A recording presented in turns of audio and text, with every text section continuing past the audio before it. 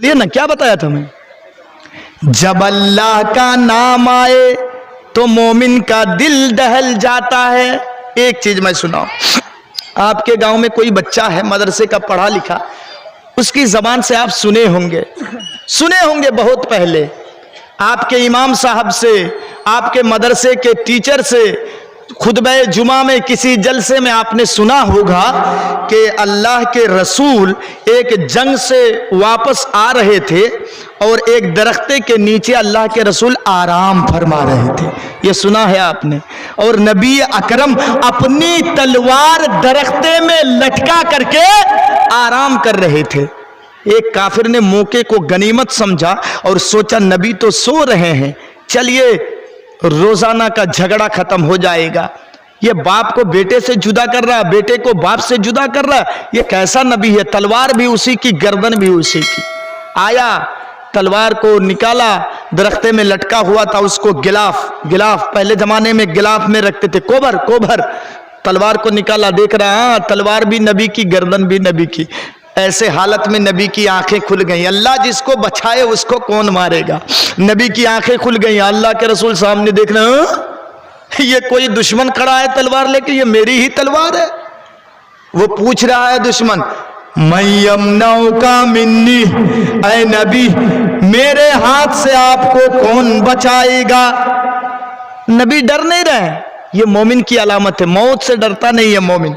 हाँ सुन लीजिए, मोमिन मौत से नहीं डरता है। नबी ने तलवार देखी, अल्लाह के रसूल इत्मीनान के साथ जवाब दिए, अल्लाह। पहली चीज मैं समझाऊंगा, अल्लाह। ये अल्लाह का नाम सुनते ही वो काफिर कांपने लगा, थर थर कांपने लगा। तलवार उसके हाथ से छूट करके गिर गई नीचे। अल्लाह के रसूल तलवार ऐसे उठा लिए। उठाने के बाद पूछ रहे हैं, अभी तू मुझसे कह रहा था कौन बचाएगा, अब मेरे हाथ में तलवार है, बता तुझको कौन बचाएगा? अब तो उसको अल्लाह पर ईमान नहीं था कि वो कहेगा अल्लाह बचाएगा। रसूल से कह रहा आप छोड़ दें तो मेरी जान बच जाएगी, आप कत्ल करना चाहें तो मैं कत्ल हो जाऊंगा, तो मैं उधर नहीं जाऊंगा। मेरे बताने का मकसद क्या है, वो मोमिन नहीं था, वो दुश्मन था नबी का, गैर मुस्लिम था, काफिर था। हमारी और आपकी जबान में वो हिंदू था। लेकिन अरब के हिंदू भी कैसे थे, अरब के मुशरिक भी कैसे थे, अरब के गैर मुस्लिम भी कैसे थे कि वो गैर मुस्लिम होने के बावजूद भी अल्लाह का नाम जब उसने सुना, अल्लाह का नाम जब उसने सुना अपने कानों से तो वो कांपने लगा। वो मुस्लिम नहीं था, वो गैर मुस्लिम था। अरब के काफिर भी अल्लाह का नाम सुन करके कांपते थे। मेरे भाइयों, संदलपुर के मेरे भाइयों, यही तो मैं आपको समझाना चाहता हूं। गौर करके सुनेंगे आप। जलसे में आने से पहले आपने संदलपुर के स्टेशन में कहीं किसी चौक चौराहे में आपने चाय जरूर पी होगी। ईमानदारी से बताइएगा मेरे भाइयों, जो अपने आप को मोमिन दावा करता है, जो अपने आप को ईमानदार कहता है, जो अपने आप को मुसलमान दावा करता है, हाय रे संदलपुर वालों सुनो, दुकान में बैठ करके आप चाय पीते हैं, दुकानों में दुनिया की बातें होती है। इस मर्तबा किसकी सरकार आएगी? यूपी में चुनाव करीब है, यूपी में योगी की सरकार आएगी या फिर कांग्रेस की सरकार आएगी। कोई कहता है नहीं नहीं, यूपी में योगी राम राज कायम किया हुआ है, वहां बीजेपी ही की सरकार आएगी। दूसरा मुसलमान कहता है नहीं नहीं, जो जुल्म किया है इस बीजेपी सरकार ने आवाम के ऊपर, उसके जुल्मे के नतीजे में अब बीजेपी की सरकार नहीं बनेगी बल्कि कांग्रेस की सरकार बनेगी। दुनियावी बातों में मशगूल है, दुनिया की बातें कर रहे हैं। इतने में संदलपुर ही का कोई आदमी चला गया फिर चाय पीने के लिए। वो कहता भाई साहब, आज मैं खेत में गया, देखा मैंने जो मैं मकई लगाया हूं खेत में, देखा कि उसमें कीड़े लग गए हैं, सही से बताइए कि कौन सा मेडिसिन उसमें डाला जाए, सही से बताइए। दूसरा कहता है फुला दुकान में चले जाइए और इस नाम का एक जहर विष है, उसको खरीद करके लाया और स्प्रे कीजिए, आपके मकई में ये कीड़े मर जाएंगे। ये दुनिया की बातें हो रही है, बस मशगूल हैं।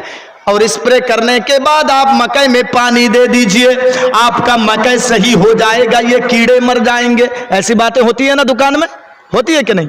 हाँ, ऐसी बातें होती है, बिल्कुल इसी तरीके की दुनिया की बातें।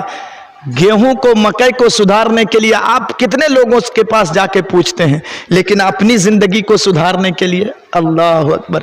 चलिए, इतने में नमाज आप पढ़ते हो या ना पढ़ते हो, या आपका पर्सनल मामला है। सुनिए, मौलवी सैफुल का काम है आप कुरान और हदीस की बातें आप तक पहुंचा देना। आप नमाज नहीं पढ़ेंगे, आप दीन के ऊपर नहीं चलेंगे, यह आपकी जिम्मेदारी है। आप समझेंगे क़यामत के दिन। नमाज पढ़ते हो या ना पढ़ते हो, लेकिन गालिबन हर मस्जिदों में लाउड स्पीकर है कि नहीं? हर मस्जिदों में है ना, माइक है कि नहीं? हर मस्जिदों में माइक है, लाउड स्पीकर है, दुनिया की बातें कर रहे हैं, दुकान में बैठ बैठ के बातें कर रहे हैं। इतने में आपके गांव के मुअज्जिन साहब, जिनकी उम्र 50-55 साल की है, वो बेचारा खानों में उंगली डाल के अजान पुकार रहा है, अल्लाहु अकबर, अल्लाहु अकबर। किसका नाम आया? किसका नाम आया? अल्लाह का। संदलपुर के भाइयों, यही तो मैं समझाना चाहता हूं आपको। अब वो मुसलमान, संदलपुर का वो भाई, मेरे संदलपुर का वो बाप, मेरे संदलपुर का वो मामू, जो अभी यूपी में योगी की सरकार देख रहा था यहीं से बैठ बैठ करके, वही मेरा भाई जो यूपी में कांग्रेस की सरकार देख रहा था यहीं से बैठ बैठ के। बोलो बोलो मेरे भाइयों, अल्लाह का नाम सुनने के बाद उसको मस्जिद जाना चाहिए या घर आना चाहिए? कहाँ जाना चाहिए? मस्जिद जाना चाहिए, यही जवाब है आपका। लेकिन गौर से बताओ, वो मस्जिद नहीं गया, घर चला आया। अब फैसला मैंने कहा ना आपके ऊपर, अब फैसला आप कीजिए कि वो मोमिन है कि नहीं। मोमिन है कुरान की इस आयत के अनुसार। आज मैं समझाने वाली बात कर रहा हूं, गौर से सुनिएगा। कुरान की इस आयत के अनुसार वो मोमिन है कि नहीं, फैसला संदलपुर वाले करेंगे, मैं नहीं करूंगा। आपका जवाब यही आएगा कि वो मोमिन नहीं है। चलिए दूसरी चीज, आप लोगों की संख्या कम होने जा रही है। दूसरी चीज, वइदा तुलियत अलैहिम आयातुहु ज़ादतहुम ईमाना। मोमिन की दूसरी अलामत यह है कि मोमिन के सामने जब कुरान की तिलावत की जाए, कुरान की आयतें जब पढ़ी जाएं, तो मोमिन का ईमान ताज़ा होता है, ईमान बढ़ जाता है। मोमिन का ईमान बढ़ जाता है, ईमान ताज़ा होता है। अभी आप बैठे हुए हैं, इसका मतलब ईमान ताज़ा हो रहा है। और ये कोई ऐसी वैसी बात नहीं है, बल्कि इमाम बुखारी रहमहुल्लाह अपनी किताब सही बुखारी में बिल्कुल बाकायदा बाब बांधते हैं, अल ईमान व यज़ीद व यनकुस। ईमान बढ़ता भी है, ईमान घटता भी है। अभी ईमान आपका बढ़ रहा है, ऐसे ही ऑटोमेटिक, इसीलिए आप बैठे हुए हैं। मोमिन का ईमान बढ़ता है। लेकिन सुनिए मेरे भाइयों, 10 जलसों में जाने के बाद, मौलवी जर्जीस की तकरीर सुनने के बाद, मौलाना अब्दुल शकूर की तकरीर सुनने के बाद, मौलाना अब्दुल्ला सालिम की तकरीर सुनने के बाद, मौलाना अबुल कासिम बिजली की तकरीर सुनने के बाद, पता नहीं हमारा और आपका ईमान कैसे नहीं बदलता है, दिल की दुनिया कैसे नहीं बदल जाती है। 50-50 हजार में और 40 हजार में, 20 हजार में बाहर से खर्चे दे करके, फ्लाइट का किराया दे करके हम मौलाना लोगों को लाते हैं, और कुरान सुनने के बाद हमारा ईमान कैसे नहीं बदलता है? कैसे नहीं बदलता है? अल्लाह अकबर। एक वाकया मेरे जहन में आ गया, सुनिए। उसके बाद आप चाहे जाएं, मैं आपको नहीं पकड़ूंगा, लेकिन इस वाक़े को सुन करके जाइएगा। कोई मना नहीं है, चले जाएंगे चले जाइए, लेकिन इसको सुन लीजिए। नबी के ज़माने में एक शख्स का नाम था अब्दुल उज़्ज़ा। क्या नाम था? अब्दुल उज़्ज़ा। गौर करके सुनिएगा, यह मुस्लिम नाम नहीं है। अब्दुल उज़्ज़ा नबी के सहाबी बकरियां चरा रहे हैं। आप बकरी चराने का काम करेंगे? देखिए, नबी भी बकरी चराए हैं, सहाबी भी बकरियां चरा रहे हैं, और बकरियों को छोड़ दिए हैं, बकरियां चर रही हैं, चारा खा रही हैं। इधर साहबी बैठ करके कुरान गुनगुना रहे हैं, अल्हम्दुलिल्लाह रब्बिल आलमीन अर्रहमानिर रहीम मालिकी यौमिद्दीन। कुरान पढ़ रहे हैं। कभी आपने ऐसा किया है? नहीं किया है, मालूम है, फिर भी नहीं कर रहे हैं।